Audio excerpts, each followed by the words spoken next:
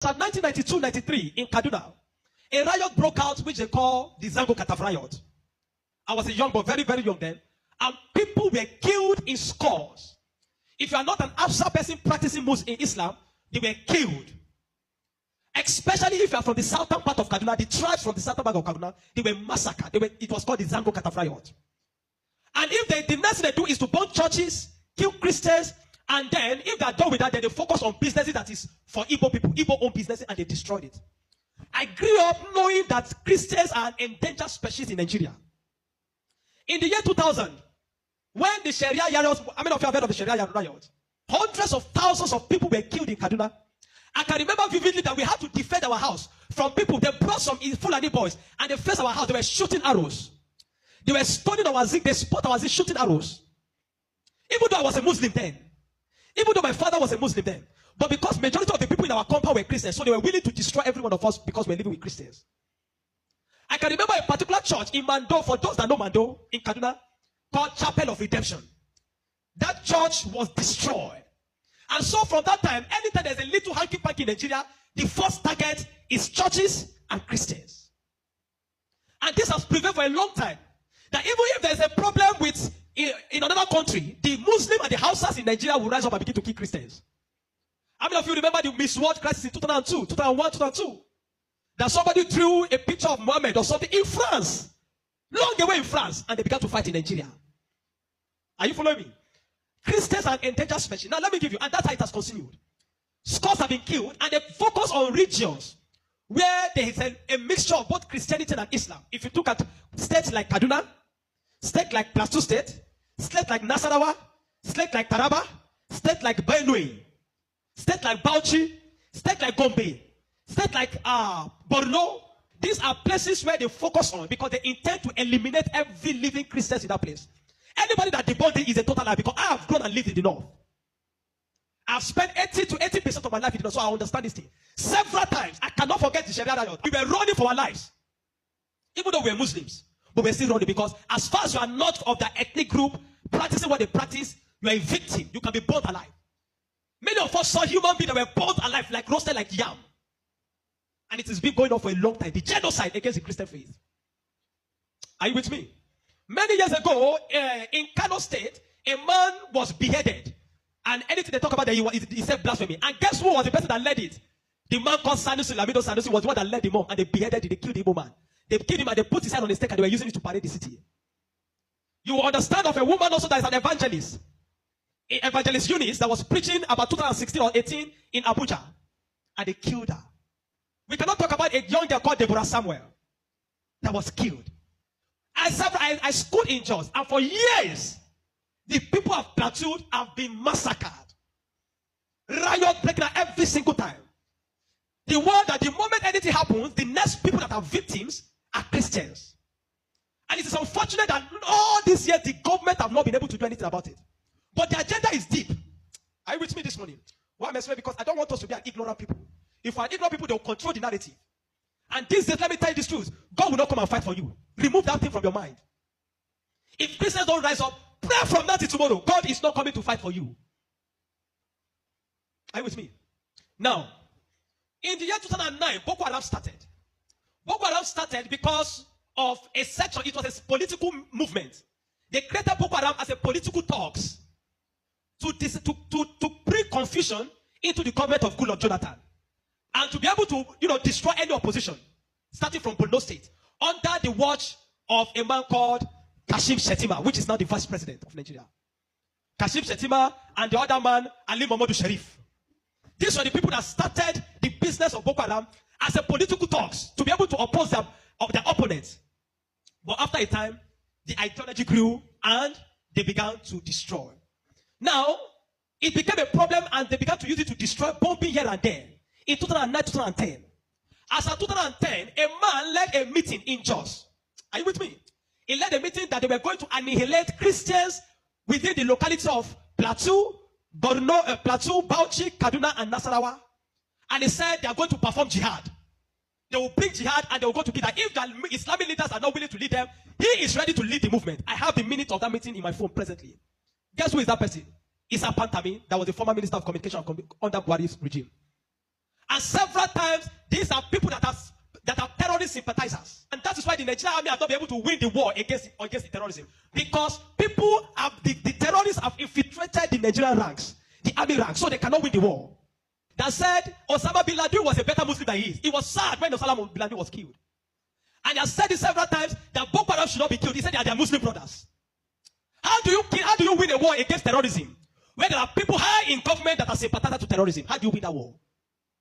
Now, there are 4 categories of insecurity or people that are causing insecurity. Number 1, you have Boko Haram.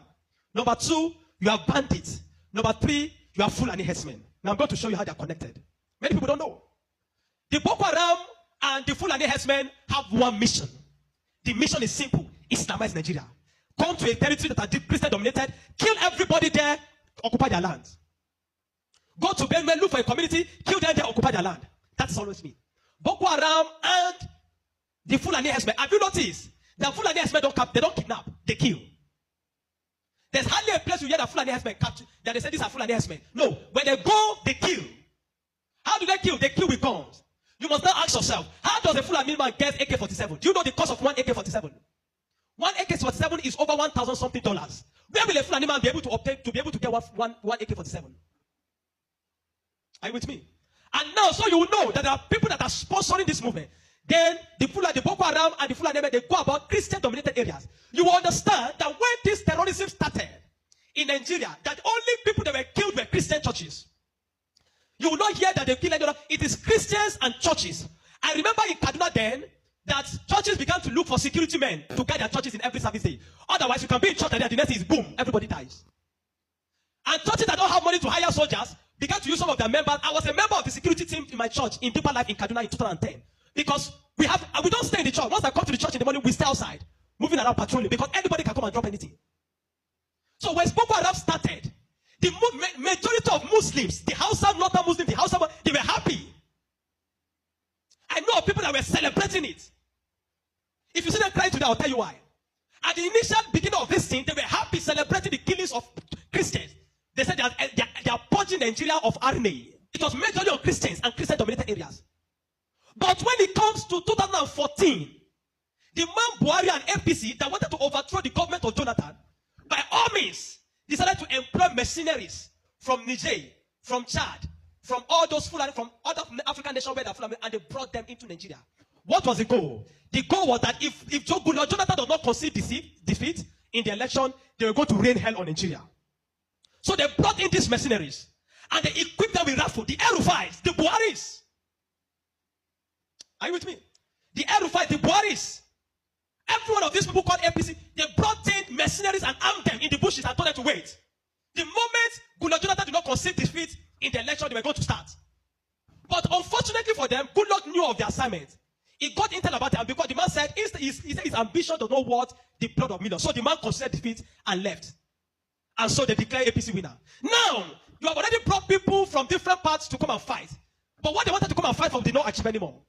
So now they left those people in the bush. They left them with guns and ammunition in the bush. And when Buhari became the president, he abandoned them. Instead of them to settle them and let them go back, they abandoned them. And the people saw Nigeria as a place that is good. And the people decided to remain in Nigeria. Those are the people that started bandits. Before, we don't have anything like bandits. Banditry started under the watch of APC, under Buhari, because they were the ones that brought them in. Kidnapping, because they needed to survive. So they started by kidnapping. And they started by kidnapping. And they started by kidnapping. And they started by kidnapping. Over time, now, you understand that there are certain parts of this nation where there are mineral resources. Don't be an ignorant Christian. Follow me. Don't be an ignorant Christian. Don't be in a nation where you don't have understanding of what is happening.